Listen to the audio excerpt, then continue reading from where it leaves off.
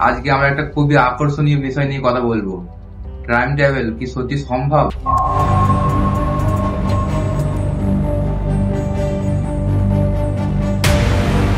এবং এর উত্তর খুঁজতে হলে আমাদের যেতে হবে ইতিহাসের সব থেকে বড় বিজ্ঞানী অ্যালবার্ট আইনস্টাইনের দিকে।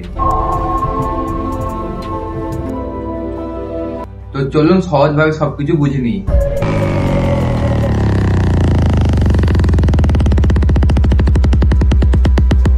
হে গাইস, আমি পাভেল আর তুমি দেখছো তোমার favourite YouTube channel biker Pavel. Time travel কি? টাইম ট্রাভেল মানে সময়ের ভিতরে সামনে বা পিছনে যাতায়াত করা। সিনেমায় আমরা খুব দেখি, কিন্তু বাস্তবে কি এটা সত্যি ভিত্তি আছে?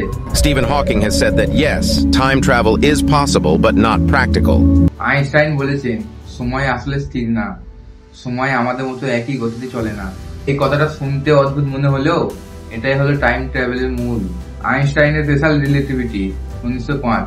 Einstein postulated in this study that the speed of light is immutable, constant, and independent of the observer's motion. Therefore, with the exception of the speed of light constant, everything is relative, including time, distance, and mass.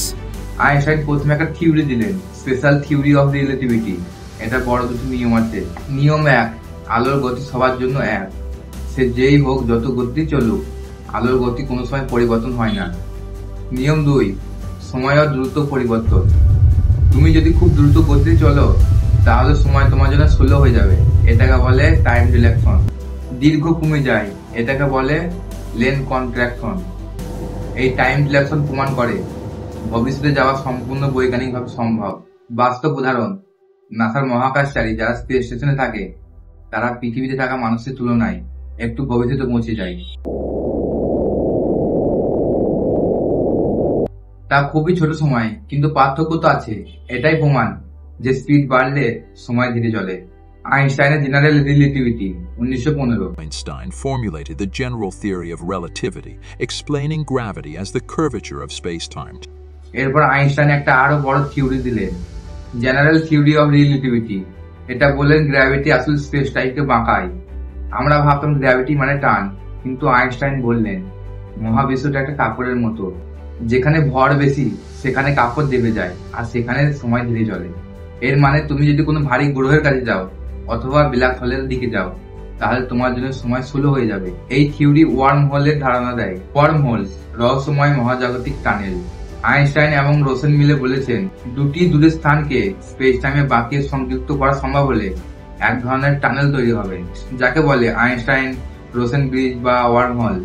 যদি এটা তৈরি করা যেত, তাহলে সময়ের পিছনে যাওয়া সম্ভব হতো। কিন্তু সমস্যা হলো ওয়ার্ম হোল এখন একটা ধারণা, এটা বাস্তবে দেখা যায়নি, আর একে স্থির করে রাখা যায় না।